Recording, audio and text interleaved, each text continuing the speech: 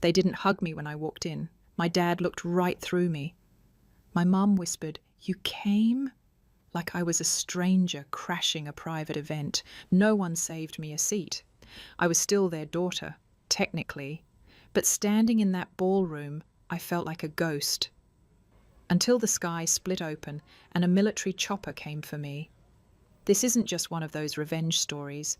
It's the one where silence hits harder than any scream. I arrived at the reunion alone. No entourage, no flashy dress, just a navy sheath I'd worn once under a military coat no one ever saw. The valet barely glanced up when I handed him my keys. Inside the Aspen Grove ballroom, laughter rolled like thunder. My heels clicked against polished marble as I scanned the crowd for a single familiar face, though I already knew what I'd find. Mom stood near the photo wall, drink in hand, pointing proudly at a framed shot of my younger brother. My dad stood beside her, beaming. The caption below read, "Bryce Dorsey, valedictorian, Harvard class of 2009. There was no picture of me, not one. I'd been class president, orchestra chair, founder of the International Relations Club, but you wouldn't know it. You'd think I never existed. I took a breath and stepped closer. Mom caught sight of me. Her smile dimmed a fraction. "Oh," she said, as if I'd just interrupted something sacred. "You came?" Dad turned. His eyes landed on me, then quickly moved past, like someone glancing at a misplaced coat. No hug, no, "You look beautiful," no, "We're proud of you." I opened my mouth, closed it again. "Where are you sitting?" Mum asked, already distracted by another guest waving. "Table 14, I think," I said quietly. She blinked. "Near the back?" I nodded. "That makes sense," she said. They didn't offer to walk me in, didn't ask how I'd been, just drifted back into the crowd. I walked alone past the golden tables marked with names like Dr. Patel, Senator Ames, and CEO Lynn. Then there was mine, Anna Dorsey. No title, no rank, just me, alone at a half-empty table near the exit. The seat cushion was sunken, the centerpiece missing. I looked up and saw my mother laughing with a group of women near the dessert station.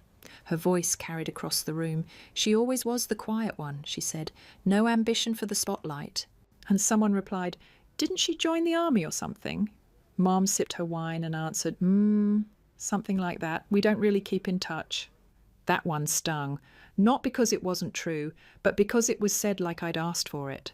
They didn't just forget me. They erased me. And I let them. For 20 years, I let them think I'd vanished. But I hadn't disappeared. I'd simply been serving where they'd never look. And that night, they'd learned just how wrong they were. I barely touched my food. The shrimp cocktail was warm. The bread was stale. Even the wine tasted like regret. I was folding my napkin for the third time when Melissa Young appeared beside me, holding a phone and that half-apologetic look people wear when they're about to drop bad news. "I thought you should see this," she said. She tapped the screen, pulled up an old email dated back 15 years. The subject line read, "Removal request, Anna Dorsey." My heart dipped. It was addressed to the Jefferson High Alumni Committee, sent from my father's office email. The body read, "Given Anna's decision to discontinue her academic path and pursue non-traditional employment, we feel her inclusion in the upcoming alumni honor roll may cause confusion about our family's values and narrative. Kindly remove her name from any future recognitions. We appreciate your understanding." I stared at it. Not just the words, the precision, the deliberate shame hidden behind fake politeness. My non-traditional employment was 4 combat deployments and 2 intelligence commendations, but to them it was a stain, a liability to their image. Melissa cleared her throat. "There's more." She swiped again. An email to the Medal of Honor nomination board from my mother. "Anna Dorsey has expressed her wish for privacy and anonymity. Please withdraw her nomination." I never wrote that. I never asked for that. They didn't just ignore my accomplishments, they stole them. I leaned back in my seat, the room spinning slightly. The DJ announced something cheerful. People clapped, toasted. A new slideshow flickered across the screen. Baby photos, prom night, graduations. No image of me. I bit the inside of my cheek. I remembered being 17, telling my parents I'd accepted West Point. My dad said nothing for a full minute, then, "So, you're choosing the barracks over the Ivy League?" I said, "I'm choosing purpose." He shook his head and left the room. That's what they'd been doing ever since, leaving the room. Every time I showed up, every time I accomplished something, and now. This? I looked at Melissa. She didn't say a word. She didn't need to. I know some of you reading this are probably sitting there, fists clenched, thinking, they did what? Yeah, same. It's strange how betrayal doesn't always scream. Sometimes it just signs an email and hits send. I wasn't angry yet. That would come later. Right now, all I felt was that numb kind of ache. The one that whispers, "You were never really theirs." And for the first time in years, I started believing it. Dinner had barely started when the first toast came. The MC, an old theatre kid turned real estate guy with a mic, raised his glass and said, "Here's to the brightest stars of 2003. Some of us went corporate, some went creative. And hey, did anyone here become a general?" Laughter. Light, playful, just enough to sting if it hit the wrong spot. My father leaned back in his chair near the front. Without even glancing toward me, he quipped loud enough to carry, "If my daughter's a general, then I'm a ballerina." People chuckled. Someone from the table added, "Didn't she join the military for a semester or something? Or was it a summer program?" My mother sipped her wine and said with that familiar icy tone, "She's always had a flair for dramatics, probably still on some base peeling potatoes." That one landed. The table howled. Even the DJ cracked a smile. And I sat there, table 14 by the exit, facing a room of people who once passed me notes in biology and borrowed my debate outlines. No one turned to correct them. No one said, "Actually, she led missions you'll never read about." No one stood. Even Melissa didn't know what to do. She looked over at me from 2 tables away, but couldn't meet my eyes for long. The laughter rolled on, and I sat still and small. It wasn't just that they laughed at me, it was the ease, the comfort with which they erased my story like it had no edges. I kept my face still, my hands in my lap, my mouth closed, because that's what I was trained to do, stay steady under pressure. Even when the bomb wasn't a missile, but a joke from your own father. The slideshow started next. Photos from prom, homecoming, college move-ins. Kung hin hienlin an kubrais, trai toi, mac le phúc tốt nghiệp, đứng với bố mẹ ở Harvard Yard. Rồi hình mẹ tôi ôm chầm một đứa bé bên bàn vinh danh. Rồi anh của họ đi dự đám cưới đồng nghiệp, cười rạng rỡ. No Anna. No photos, no record, like I'd never existed. And when my name did appear on a group photo from Model UN, someone behind me muttered, "Didn't she drop out right after that?" I stared at the screen. My face was barely visible, back row, slightly blurred. I remember that day. I gave the final speech. But they zoomed on Bryce in the corner wearing a blazer 2 sizes too big. He hadn't even spoken. That was the moment it sank in.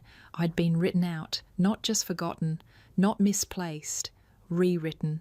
My parents had done it with such care, such consistency, like scrubbing a stain from the family name. And the worst part? It worked. No one in that room knew who I was anymore. And worse, none of them cared to ask. The night air hit different once I stepped out onto the balcony. Inside, they were cutting the reunion cake. My mother had a champagne flute in hand, my father was mid-laugh, and my brother was surrounded by a circle of Ivy League smiles. From out here, it all looked like a movie I'd been edited out of. I didn't cry. I was past crying. Somewhere over the years, I'd traded tears for stillness. That quiet you build when the people you love teach you how to live without their approval. My phone vibrated against my palm. No name, just a secure notification. Merlin status updated, threat level 3 increasing, requesting eyes. I stepped back inside my suite, closed the door, drew the curtains. Then I opened the black case I'd hidden under my hanging dress. It required fingerprint, voice, and retinal ID to unlock. The interface booted with a soft chime. The hum of classified intel filled the silence like an old familiar hymn. I scanned the real-time threat board. Merlin wasn't just theoretical anymore. A live breach had occurred, multi-vector, international implications, embedded signal traces inside a NATO archive. It wasn't just noise, it was war in code, and they needed me, still. While my family toasted to the people I never became, Harvard alumna, bride, Wall Street advisor, somewhere across the world, a cyber unit was waiting for my instructions. I sat at the edge of the bed and took off my heels. Then I reached under the false panel of my suitcase and unfolded the uniform, dress blues, polished bars, single silver star. I didn't put it on, not yet. Instead, I stared at it. I thought about that Medal of Honor nomination, the one my mother shut down with a fabricated email, how easy it had been for her to say I didn't want it. Because I never made noise, because I didn't ask to be seen. Silence had protected me for years, but it had also made me invisible. And tonight, after watching them laugh, erase me, rewrite the narrative in real time, silence no longer felt like a shield, it felt like consent. I stood up, walked back to the window. The ballroom below glittered through the glass. Everyone was so sure of their roles, so confident in the story they'd built without me. But the truth? I'd been running operations larger than anyone in that room could imagine. And I was still the fulcrum, the pivot no one saw coming. My phone pinged again, encrypted voice message, Colonel Ellison's voice, low and sharp. Ma'am, requesting extraction window. Merlin escalation confirmed. Pentagon needs your presence in DC by 0600. I didn't hesitate. Confirmed, I replied. The world still called for me, even if my family never would. And in that moment, something inside me settled. Not peace, just clarity. They didn't need to know who I was, but they were about to find out. The music had just shifted into something jazzy when the MC grabbed the mic again. And now, he grinned, our final toast. Mr. and Mrs. Dorsey, proud parents of Bryce Dorsey, Harvard grad and rising star in venture capital. People clapped. My mother stood with both arms stretched out, like she was accepting an Oscar. My father raised his glass like a general on the battlefield. And Bryce? He flashed the kind of smile you only learn after being told your whole life you were the golden one. And of course, the MC added, chuckling, shout out to the Dorsey family's other child, wherever she ended up. Laughter rippled across the room like static. Then it hit. A sound. Low, rumbling, sharp. The chandeliers trembled, napkins fluttered, glasses clinked against each other. Outside the grand ballroom, the sky cracked open with the whomp, whomp, whomp of helicopter blades. It wasn't subtle. Lights from the windows flickered as a matte black military chopper descended over the lawn. Stealth painted, floodlights flaring, rotors churning the air like a storm. Guests spilled toward the glass doors, phones already raised, voices tumbling into confused panic. My father furrowed his brow. What in the world? The front doors blew open with wind and noise as two figures emerged, uniforms pressed, boots striking the marble floor with sharp, synchronized steps. One of them was Colonel Ellison. He scanned the room like a missile locking target. And then he saw me. He walked straight past the CEOs, the senators, the golden tables at the front, stopped 3 feet from me, chest squared. Then he saluted. Lieutenant General Dorsey, ma'am. The Pentagon requires your immediate presence. The room froze. Chairs stopped creaking, forks hung mid-air.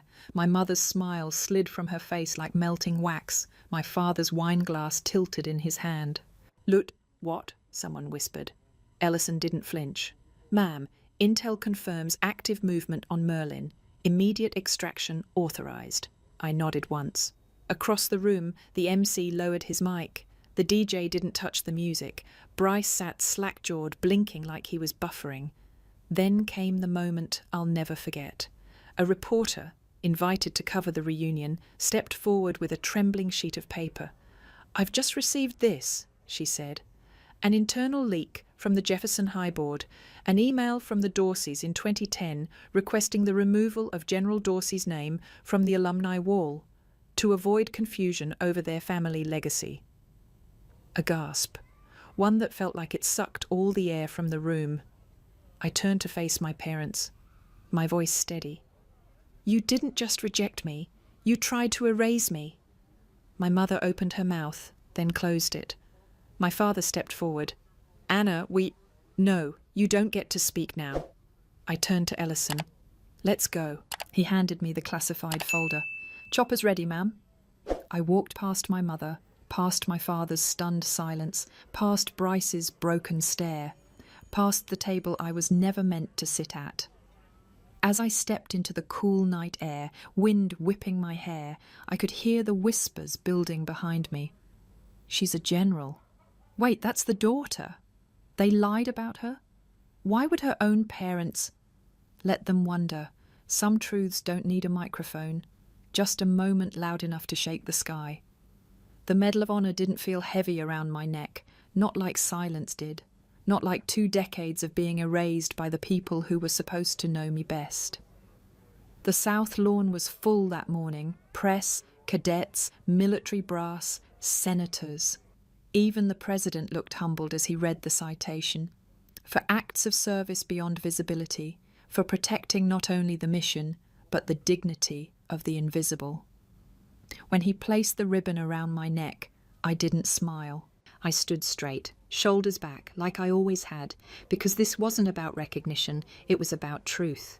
Somewhere in the 3rd row, my mother sat with perfect posture, pearl earrings glinting in the sun. My father stared straight ahead. I didn't look their way. They didn't cry. They didn't clap. But Melissa did.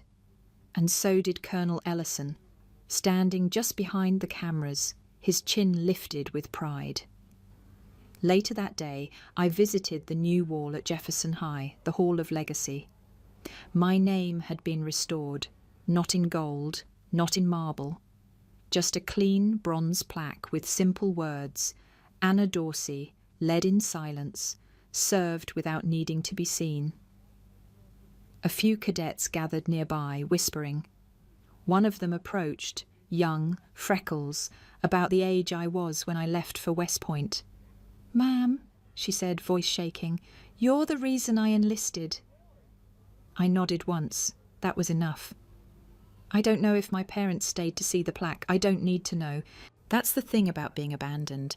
Once you stop trying to be welcomed back, you get to choose what you carry forward and what you finally lay down. If you've ever felt erased by your own family, by people who were supposed to love you, drop a 1 in the comments. If you made it out stronger, even in silence, drop a 2. Not for the algorithm, not for attention. Just so others like us know we're not alone. Not anymore.